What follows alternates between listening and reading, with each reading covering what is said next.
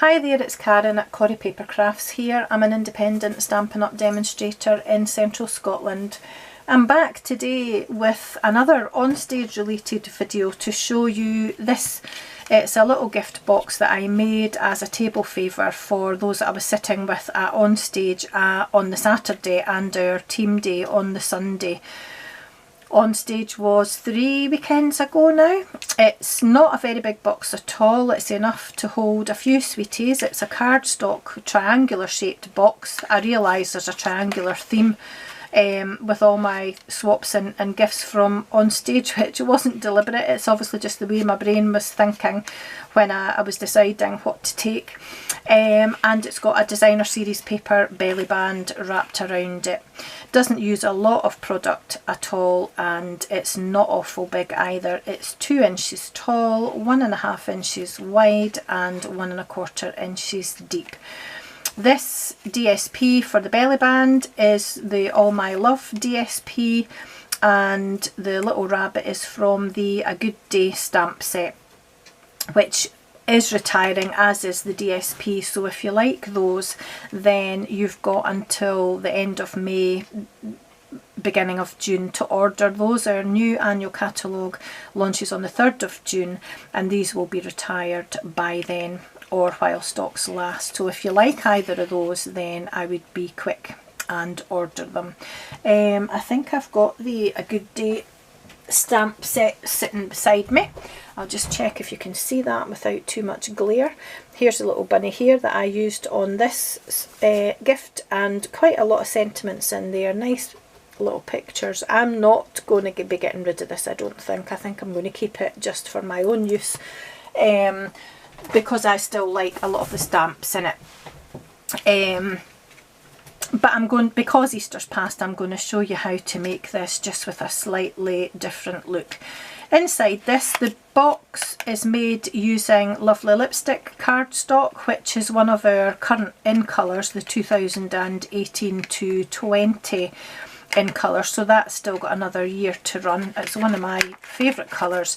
And because it was just before Easter, with an Easter bunny on the front, I popped 3 mini chocolate eggs as well for everybody. But Easter's past now, so I'm going to show you how to make the box just with a slightly different look. So I'm going to show you how to make it with this look rather than an Eastery look, but it's still a springtime look to it. Same box, same measurements, just different DSP and a different stamp set. And I don't know if you can see on the little flowers, I've used Wink of Stella again. I really do like Wink of Stella, and it just adds that little something to put a little bit of a shimmer on anything that you're making. I really like it. So this one here was made with Melon Mambo cardstock, which is one of my favourite colours, and the Garden Impressions 6x6 DSP, as was this one. And again, that will be retiring, so if you do like it, that's in the 2018 to 19 annual catalogue. That's where you'll find it. Quite a flowery springtime look to that one. If you prefer less flowery, then you could always turn it round and use the back side of a sheet of DSP. That is another sheet from the Garden Impressions DSP, but just less flowery and a bit more plain, but still with a Wink of Stella. And the stamp set that I used for this is the Varied Vases stamp set, and I'll just check that you're not getting too much glare on that as well. This stamp set will be carrying over into the new catalogue, the new annual catalogue, so I'm really pleased about that, because it's one that I really like but that I've not used an awful lot, so I'm going to start using that a lot more. So for the little flower, I've used this outline here and used the infill to put some colour into the flower, but stamping off first, which I'll show you, and the little hello sentiment, which I've already got mounted on blocks to let you see. So to stop talking for a wee while now and get on and show you how to make it, I'm going to bring in my scoreboard here and Just try and put it where you're not going to get too much glare. And I'm going to sit down to show you how I scored this, because this is the second take of this video, because I was sitting squint the first time round and scored it squint as well. So this little box here was using Melon Mambo cardstock, and this one here is So Saffron, and this one is Night of Navy, all coordinating colours to go with the Garden Impressions DSP. So in keeping with that, this is soft sea foam, I just about forgot there, and the cardstock needs to measure 6.5 inches by 3.25 inches, so 6.5 by 3.25, and the DSP belly band measures 6 inches by 1.75 inches. So the scoring that you need to do on the cardstock for your box on the inside, you want to score on the long side at 1.75, and at 3, and at 4.75, and at 6. And before you turn it round, on the two narrower panels here, which will be your side panels, and you'll have seen me do this in my previous videos if you've seen them, you want to put tick marks at 2 3/8 and 5 3/8, so that you've got a guide for the triangular score lines that we're going to put in a minute. So again, turn it clockwise, because you're going to score at 1.25 here to make the base, but you want the tick marks for the top of your box obviously to be at the opposite side to that. So let's get the scoreboard out of the way without hitting it against the tripod. Apologies for all the grumbling noises that you might hear in the background. I've got baby boy guinea pigs that share this room with me, and they've decided that they're going to start squabbling over something. So if you hear any strange noises in the background, that's what it is. Shush! That's better. So to do your triangular scores, again, like I've shown in a previous video, I like to start, in fact, I'm actually going to turn my take a pick tool round so that I've got the narrower ball end, and I'm going to start where the vertical and horizontal score lines meet with my ball tool, and just match my ruler up with that tick mark at the top, and just draw triangular score lines like that. I think you can see that, but we're only going down to that horizontal score line, we're not going right down to the bottom. And the same again on the other side, just pop in your triangular scores, and then as with the other boxes that I've made, we're just going to then ignore those score lines for now. So once you've done those, you just want to fold and burnish on all your score lines. I could get my paper folder here, and just making sure that it's all straight as you do that.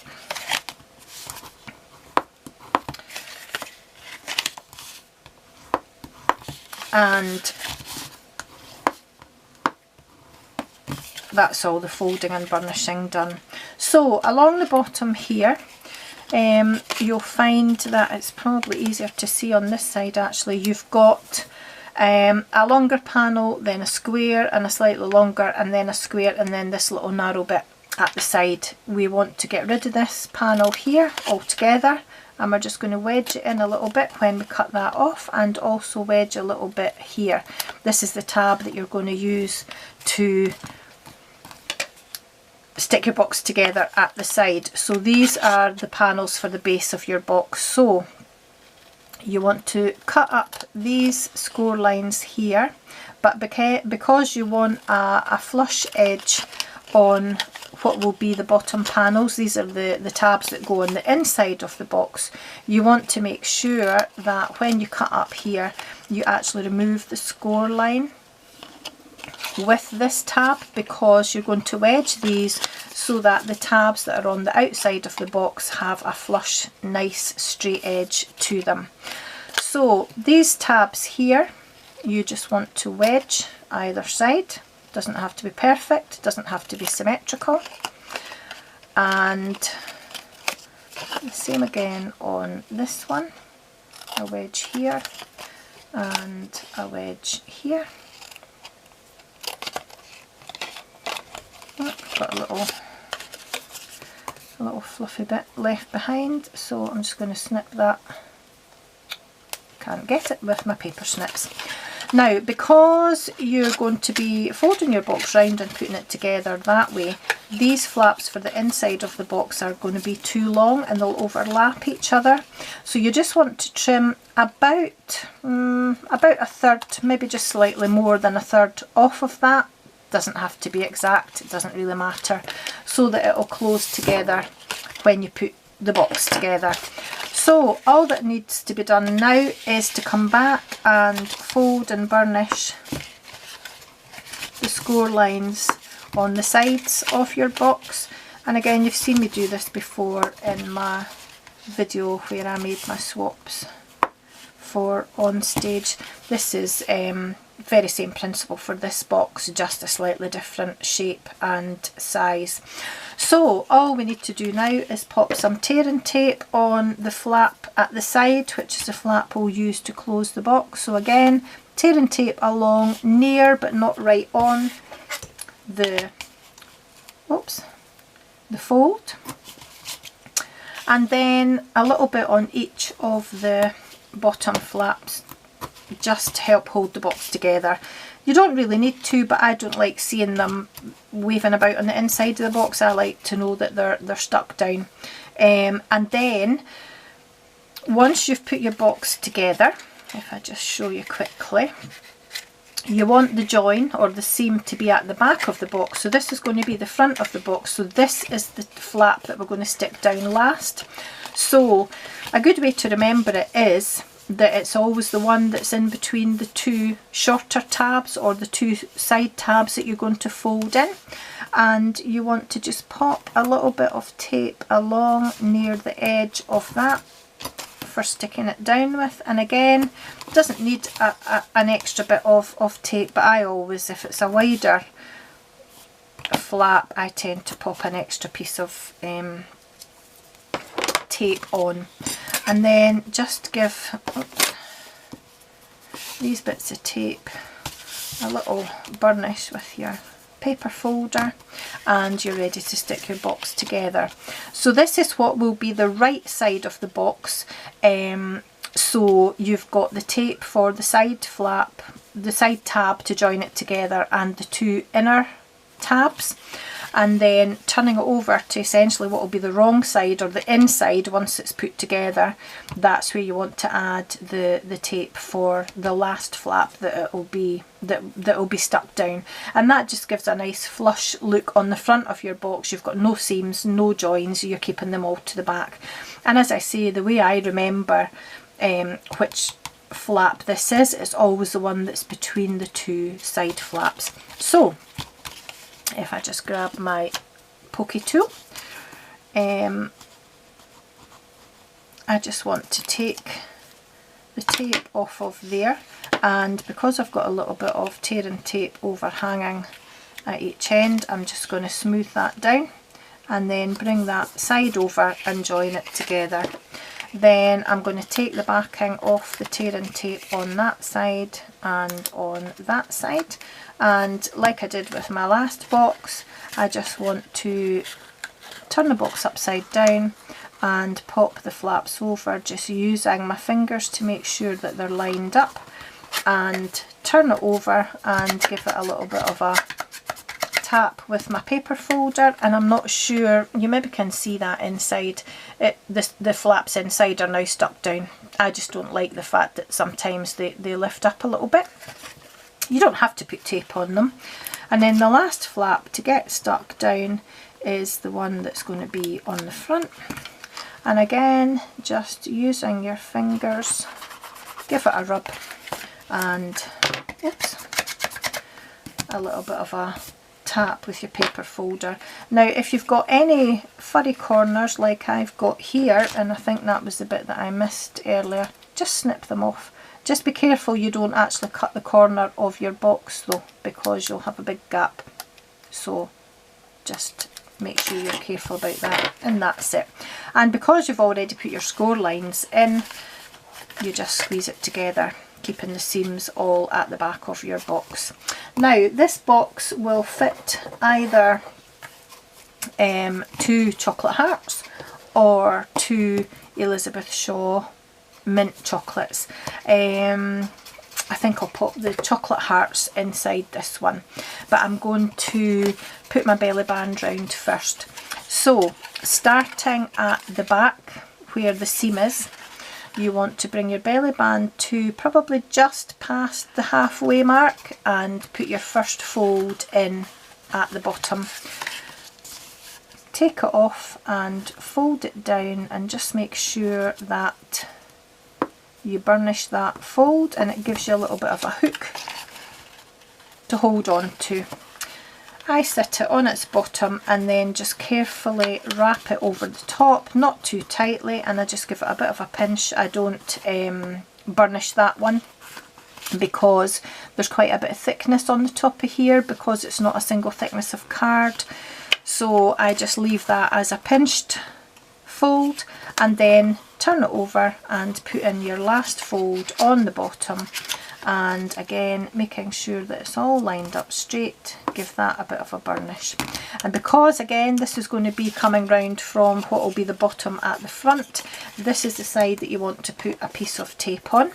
So again, just a little bit of tearing tape along the edge, not quite right at the edge but close to it, and again it does tear, but I just like a nice straight edge using my ruler.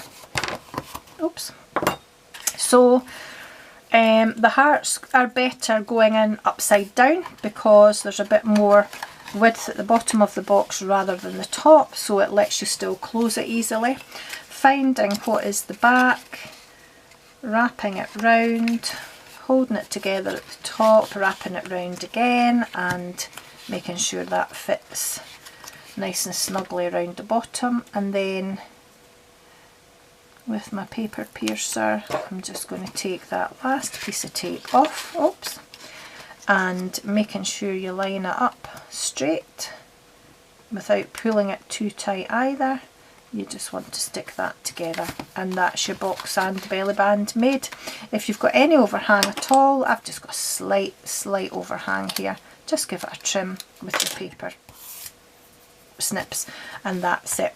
So the stamp set, as I said, that I was using to do the stamping is Varied Vases, and I've already got the stamps that I showed you mounted on clear blocks. So I've got my little hello and my flower and its infill, and I'm using the Soft Sea Foam ink. Just open that up, and I need a scrap of Whisper White cardstock. This is actually the thick Whisper White just because I've got scraps of it lying beside me, but you don't need to use the thick, just ordinary Whisper White is enough. And ink up my stamp, and not too close to the bottom because we're going to punch it out. I hope you can see that. I'm just going to stamp down my hello. Oops, give my stamp a bit of a clean, and I'm actually going to punch that out rather, using the 1 1/8 scalloped circle punch, and I want to make sure the hello is relatively near the top. It might have been an idea to use a slightly bigger piece of card, but that's okay. Just lining it up to kind of make sure that it's quite even. This will probably jump towards you. That's quite a stiff punch, I'm not very sure why. And then using my Soft Sea Foam ink, I'm just going to punch, no I'm not, I'm going to stamp my little flower just underneath my hello. And then I'm going to stamp off, so I need a bit of scrap paper actually. I don't want the colour too strong, Just bring in a piece of scrap paper here and stamp off, and then just fill in. Hopefully I get this quite straight because I'm not directly above it, so it might be a little bit squint. No, I don't like that, so we'll just do that again. Didn't like that at all. So what have I done with my little flower? Here we are. Try that again. It's not my flower at all, it's my hello is what I want to stamp. Keeping it relatively near the top when I do punch it out. So punch in the hello, and using the 1 1/8 circle punch, like I said, punch this out. Actually, I think I've just dirtied the stamp by cleaning it, so bear with me a minute and I'll give that another clean off to the side and hopefully not have some red ink on it this time. So let's grab another piece of card and try that again, honestly. So hopefully it'll have more of a soft sea foam colour now. Yep, that wasn't very good. And then back with the punch, and just want to make sure it's fairly even at either side, and punch that out. And then I want to come in and stamp my little flower just underneath the hello, like that, and see what happens this time. I'll just use this bit of scrap card to stamp off, and then try and line up the infill a little bit better this time. That's much better. So hopefully you can see that. Very delicate, very, very subtle. So let's put the ink away before I put my arm in it, because I will. And get rid of this. And then I want to use my 1 3/8 inch circle punch, and using, will it fit on that bit? No. Using the bit that I misscored earlier. In fact, I'll use the bit where I did the scoring wrong, just to punch out a background for that sentiment. And using my multi-purpose liquid glue, a little bit on the back, you don't need a lot at all, and just stick the sentiment onto the soft sea foam back, and just make sure you've got a bit of room for manoeuvre with the liquid glue, so just make sure that's stuck down. And then find the Wink of Stella, where are you? Here we are here, and just colour in a little bit of sparkle onto the flower, trying not to go out of the lines. And you can put as much or as little sparkle as you want onto here. I tend to go over it and then just go over it again, because it lets you add just a little bit more shimmer. So hopefully you can see that as well. And if you've got some ink there, then it tends to move some of the colour around as well. So you find actually that you've got a little bit more colour once you've done that on the inside of your flower. And then on the back of there, I just want to add a dimensional, pick off the backing, and oops, don't drop it onto your grid paper. Make sure I've got it the right way around so that all my seams are at the back, and stick my sentiment on the front of my box, and just slide the belly band off a little bit to give that a press down to make sure it's well stuck. And if you want to add a little bit more sparkle, which I do, then you can do that once you've stuck it down. and that gives you quite a sparkly flower on the front of your box. And that's it. That's all you need to do to make your little box really quick and easy. So you can choose which colour, which design you want to make. So thanks again for watching, and take care, and I'll see you again soon. Bye bye for now.